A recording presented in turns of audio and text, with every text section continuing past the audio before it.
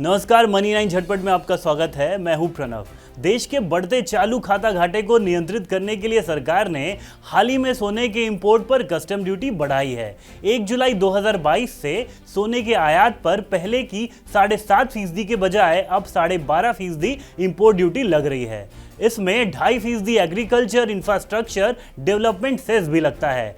इसे मिलाकर सोने पर कुल इंपोर्ट ड्यूटी 15% हो गई है। सरकार के इस कदम से जहां एक ओर सोने की कीमतों में उछाल आया है, तो दूसरी तरफ देश में इसकी तस्करी बढ़ने की आशंका भी बढ़ गई है। इस आशंका को दूर करने के लिए सरकार ने अब एक और बड़ा कदम उठाया है।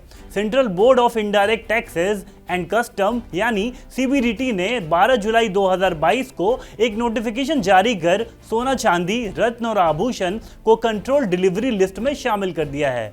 अभी तक इस लिस्ट में दवाएं, एंटीक आइटम्स और सिगरेट्स ही शामिल थी। इसका मतलब है कि अब इन कीमती धातुओं का भारत से निर्यात या भारत में इनका आयात सरकार को बिना जानकारी दिए बिना नहीं किया जा सकेगा। इतना ही नहीं, कीमती धातुओं का आयात निर्यात अब से सरकारी अधिकारी की निगरानी में ही किया जा सकेगा। बात यहीं खत्म नहीं हो जाती। अगर अधिकारी को कोई कंसाइनमेंट सस्पेक्टेड लगता है, मतलब उसे किसी तरह की गड़बड़ी की आशंका होती है, तो वह ऐसे कंसाइनमेंट में ट्रैकिंग डिवाइस भी लगा सकते हैं।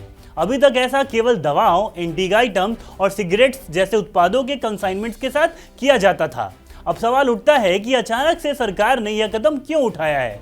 तो इसका जवाब देश में सोने की तस्करी बढ़ने की आशंका में छिपा है। गौरतलब है कि सरकार ने हाल ही में सोने पर इंपोर्ट ड्यूटी बढ़ाई है और इस वजह से सोना आयात करना और महंगा हो गया है और इस महंगाई से बचने का रास्ता तस्करी हो सकती है। उद्योग के जानकारों के मुताबिक इससे भारत में सोने की तस्करी बढ़ सकती है। भारत चीन के बाद दुनिया में सोने का सबसे बड़ा आयातक देश है। वित्त वर्ष 2020-21 में देश में $46 अरब से ज्यादा का सोना आयात किया गया था।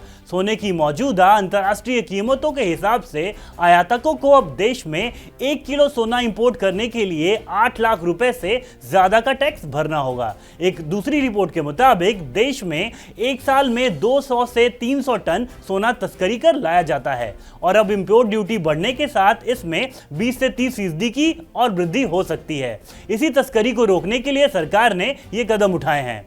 उम्मीद करते हैं ये खबर आपको पसंद आएगी। काम की ऐसी ही खबरों के लिए देखते रहिए मनी 9 और हमें सब्सक्राइब करना ना भूलें।